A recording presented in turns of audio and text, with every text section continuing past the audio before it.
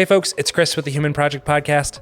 I'm really excited for this episode because we're going to talk about something near and dear to my heart. It deals with this topic of the inherent inconvenience of relationships. God designed us to be in a relationship, but a lot of times they can feel like they're weighing on us, they're inconvenient, there's something else going on there. In this episode, Mark and I explore why that is, what we can do about it, and how we can use that as an opportunity to see more of what Jesus wants us to see. So take a listen, let us know what you think. Hi, Mark. Hey there, Chris. How are you today? Oh, I got to answer first. Yeah. I'm great. Great. Yeah. Me How are too. you? Good. What are the odds? Wow. Two great people. Oh, yeah. That's amazing. I think we're great people. I'm actually pretty inconvenienced today. Oh, yeah? Are you? This is pretty rough, actually. Yeah. We're working through it. It's fine. Yeah. Relationships are just inherently inconvenient. That had to be one of the worst transitions into an episode that we could possibly have. I'm glad I could bring it to you. Yeah. Good segue. I think I was the one that posited this topic for us to explore. The reason why the inherent inconvenience of relationships comes from a quote from the guy that wrote 4,000 Weeks, Oliver Burkeman. Fantastic book. Like right off the bat, let's just get the book reference out of the way. Darn, I didn't beat you to a book reference this time. But I was reading about it, or I was reading the book, and it's one of the most life-changing books I've had because I'm a big productivity guy, or at least I have been in the past. Less so over the last year plus, because I've been trying to be in the moment, be present. But the book's like the anti-productivity book. He's talking about we only have, on average, 4,000 weeks in our lifetime, give or take around 80 years, equals out to 4,000 weeks. Okay. And he talks about like what it looks like to live in the moment and not try and over-optimize everything, which as an optimizer, I'm like, oh, okay, this is big change. But one of the most profound things in the book is when he's talking about relationships. Because a couple years ago, you and I ventured out on our own. And as entrepreneurs, like our schedule is largely ours. And like at first I was loving it. I'm like, oh, I don't have any useless, stupid meetings I have to go to, which my calendar was full of those at my last job. I just remember meeting after meeting, I'd be like, oh my goodness, this is so pointless. Why do I do it? It was a large reason why it was, let's venture out on our own.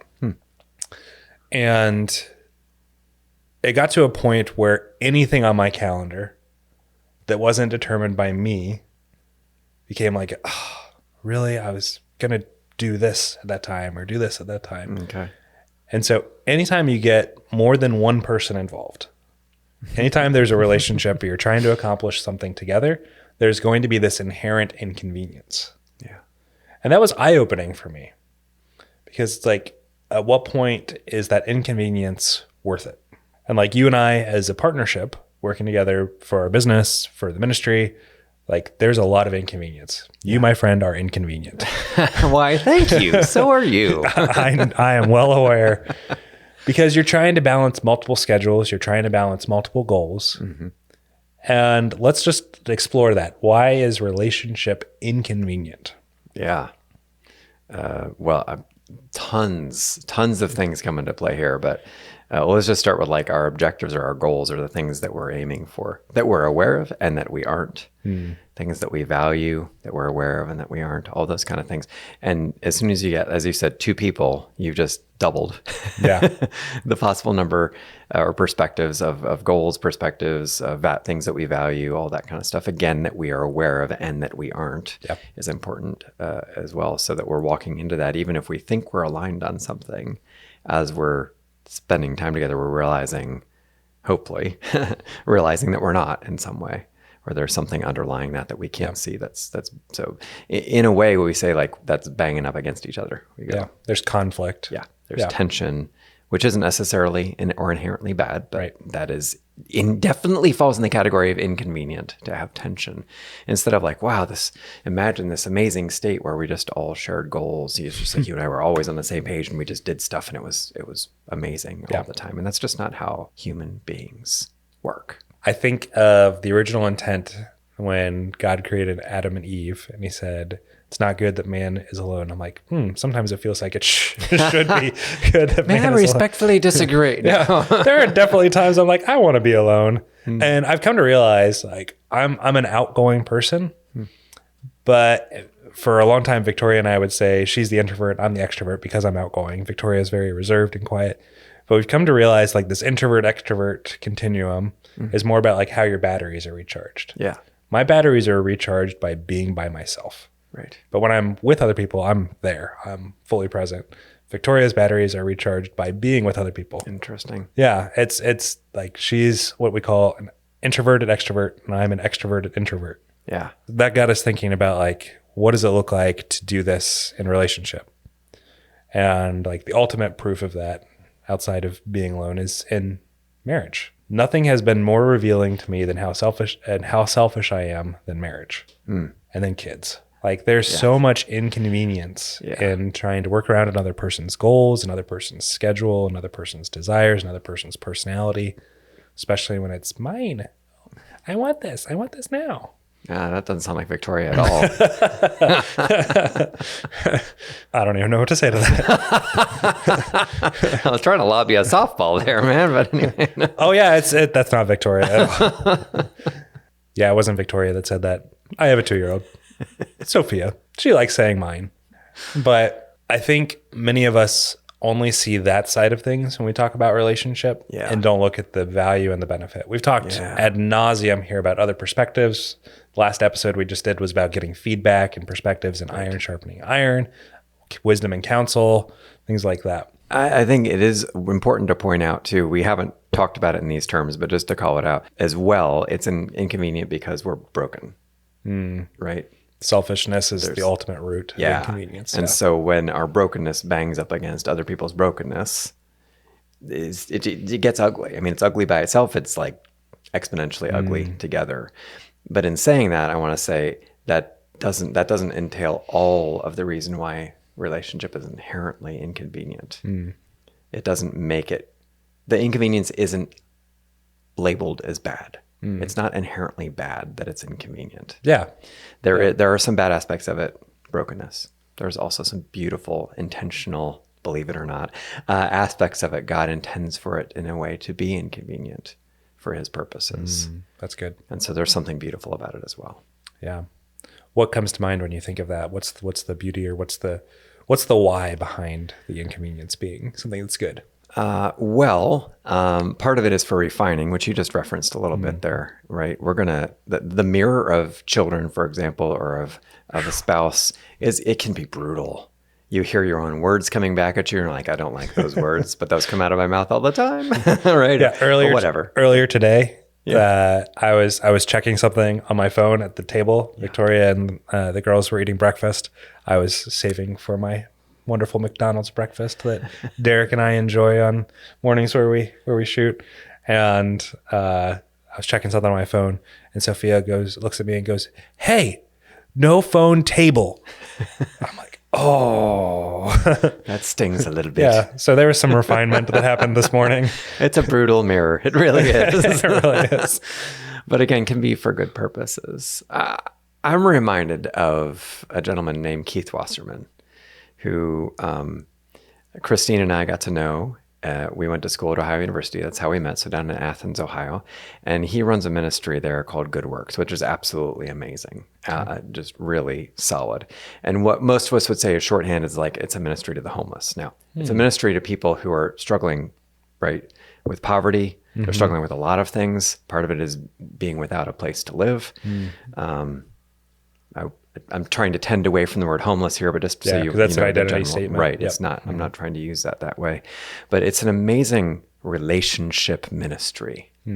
It really challenged my brain when I started to do a bit of volunteering with them, because I'm like, but we're trying to solve this tactical issue of they don't have a place to live, right? That's not the primary problem that he sees, and he's deep into it for years. That's not the primary problem that he's seen is an issue for the people who are dealing with that. It's that their relationships have all broken.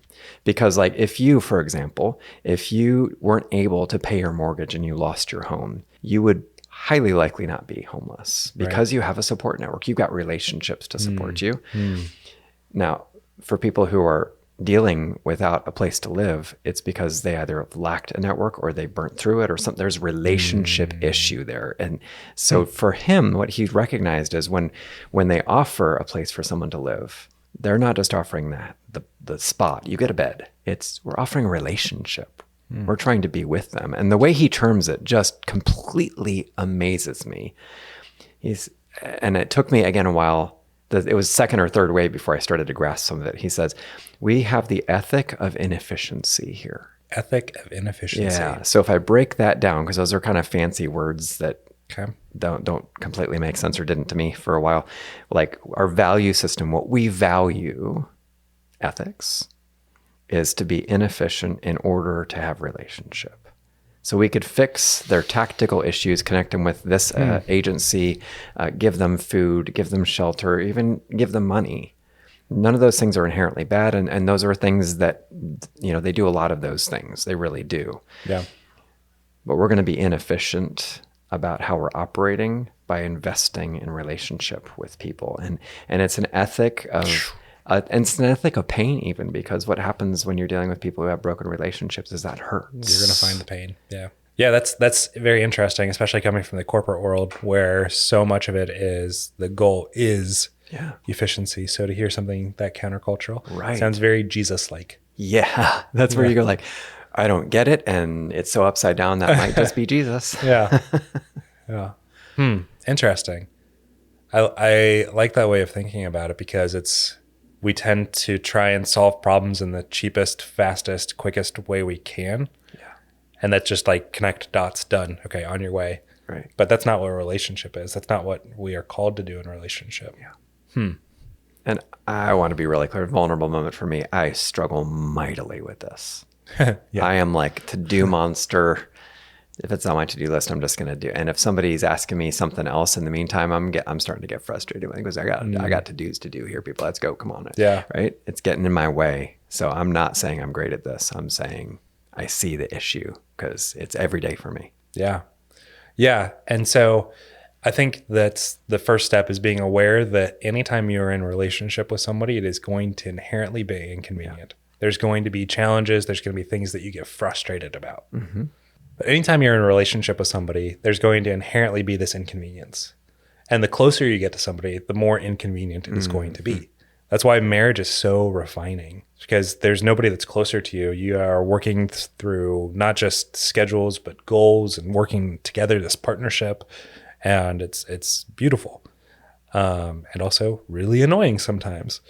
And it's worth it because you get to evaluate what are parts of yourself that you need to let go. Like that's also been one of the biggest learnings I've had with parenting, because there's a lot of inconvenience there in relationship. Yeah. Of learning, like, how do I address sin versus how do I address just my own selfish preference? Like, is this something that needs to be corrected just because it's a preference of mine, or is it something that's a deeper rooter issue? Because it's a deeper issue. Yeah. That's been a big challenging point for me. So step number 1, awareness of it. And then step number 2 is the evaluation of it. Like, why is this inconvenient to me? What's going on there? Is this selfishness? Is this pride? Is this lack of love? I think in order to do that evaluation, that means that we are looking at the inconvenience as an opportunity, right? It's revealing something. Oh. And so it's, again, back to that curiosity, humility thing. And we may choose not to, go with it or whatever, but it's worth the evaluation to look at it with curiosity. Yeah, I'm wrestling with that. Inconvenience is opportunity. I would have never thought of it like that. But that's essentially what it is it's an inflection moment or a mirror moment for us to say, like, what's actually going on here? What's going on under the surface? Why is this causing an issue for me? Yeah. Is it like this other person and I need to have conflict? Is it the conflicts happening within myself? What's going on there? So why go through all this trouble? Why go through all this trouble of relationship? Jesus. I'm going to give the Bible answer. I mean, you quoted it. It's from early in Genesis, right? God made us to be in a relationship. And if we look at the pattern, the implication is that it's that way because God himself is in relationship with himself, right? Father, Son, Spirit. So there's something, without us even understanding what that is necessarily, we can say that God wanted us to have some aspects of that ourselves. And therefore, there's something good here, whether we understand it or not. I think like I want to explore that more and talk about the pros of being in a relationship, but I think like that's full stop. That's it. Yeah. Because anything else, like loving my spouse, if it's true, like that provides no benefit to me. Like I think of Jesus washing the disciples' feet. Like that is what we are called to do with relationship, is we are called to serve each other. And like I'm terrible at this. Like full stop. It's easy to love people when you get a reward back. Yeah. Like we were talking about the last episode. If we get good feedback or we see a result of the work that we're doing, that's not always going to be the case. We're called into relationship even when we don't get any of those benefits back. That is love. That's tough, man. Yeah, it is. Wow. And it is true. That's back to a couple episodes ago. That's also living a quiet life, right? Because that's not accolades Right. at all. So how do we do that? How do we do that? I think first thing that comes to mind is like, if that's the case, like if we're never like receiving that back from other people, like how are we ever supposed to sustain? Right. Well, guess what? It's what we've talked about with the funnel analogy I've used before. Like God so richly pours into us, gives us this love so deeply and serves us.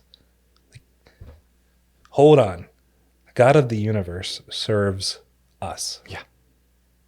So that we can serve others, so that we can love others. Like, so my question that I'm asking myself just as much as I'm asking you and you as a listener, as what is being revealed inside of you when you feel that inconvenience in a relationship? How can you use that? Like you said, love thinking of that as an opportunity. That's going to go in the top of the mental thought processes here. What's that revealing, and what's the opportunity there of, am I trusting in who God says he is? That's, I think, the ultimate belief to get to. Right.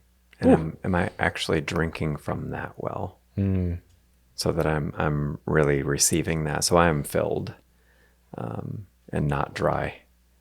Because if I'm walking into inconvenient relationships and I'm already dry, that's a recipe for some even tougher stuff. Yeah. Right. All the things we can talk about like burnout. Yep. Which isn't God's design either. Yeah.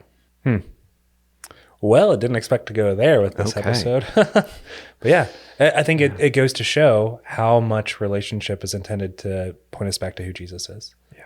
I'm Mr. Balance over here. Yeah. I think it's worth saying too, that we're not trying to imply that every relationship, all relationships are going to be inconvenient in the way that will cost us stuff that will dry us out, so to speak, in the analogy I was just using.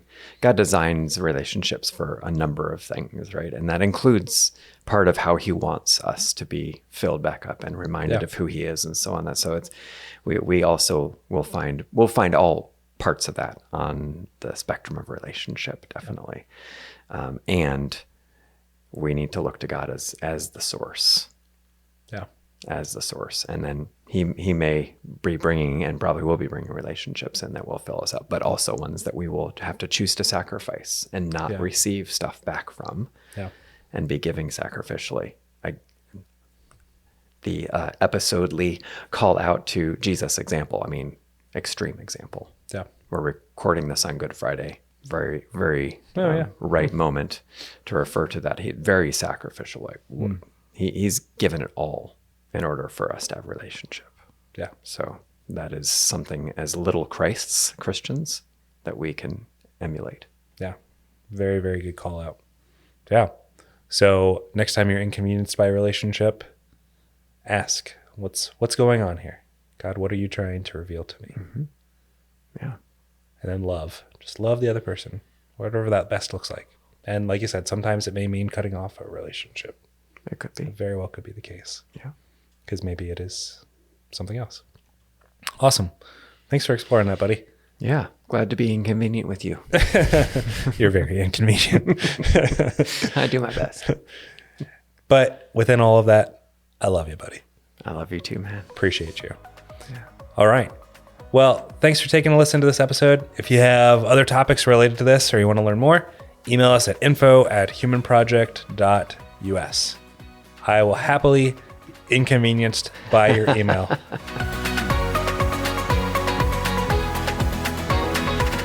Hey folks, thanks for tuning in today. Our team is made up of myself, Chris Conlin, and Mark Wavle, and our lead editor is Derek Donley. We're a crowd-funded nonprofit. Our free resources exist because of your generous support. To learn more about us or to check out the classes that we talk about here, visit us at www.humanproject.us. Thanks for joining us on our mission to bring 1 million lives closer to the fullness of God's design.